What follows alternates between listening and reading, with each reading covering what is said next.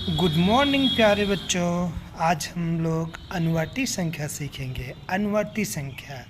अनुवर्ती मतलब कोई भी संख्या दी जाए उसमें हम जैसे ही एक जोड़ते हैं उसकी अनुवर्ती संख्या मिल जाती है। किसी भी संख्या में एक जोड़ने के बाद जो संख्या हमको प्राप्त होती है हम उसे अनुवर्ती संख्या कहते हैं। जैसे यहाँ दिया है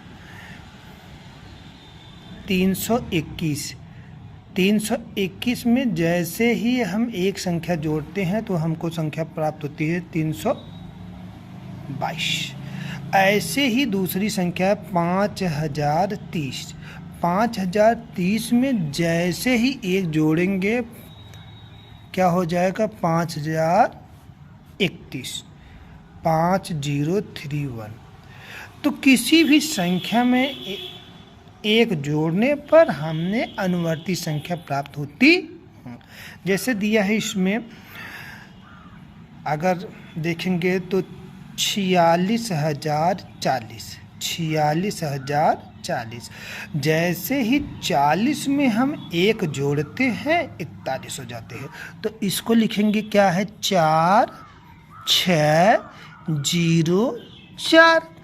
इस जीरो में जैसे ही एक बढ़ाते हैं तो हमको अनुवर्ती संख्या प्राप्त हो जाती है। तो क्या हो जाएगा अनुवर्ती संख्या 46,041। अब इसमें देखिए 5 5 5 5 करके हम तो इसको पढ़ेंगे इकाई दहाई सैकड़ा हजार 10,000 तो 55,555 55,555। पहले लिख लीजिए 5 5 5 5 4 बार लिखिए। एक जोड़ेंगे 5 में जैसे ही एक जोड़ेंगे तो हमको कौन संख्या प्राप्त होती है अनुवर्ती संख्या। क्या प्राप्त होती है अनुवर्ती संख्या। इसको करेंगे 55,556। इसी प्रकार इसको देखें इकाई दहाई सैकड़ा हजार 10,000 ये है 99,300। तो 99,300 लेकिन जैसे ही जीरो में एक लिखेंगे तो एक हो जाएगा।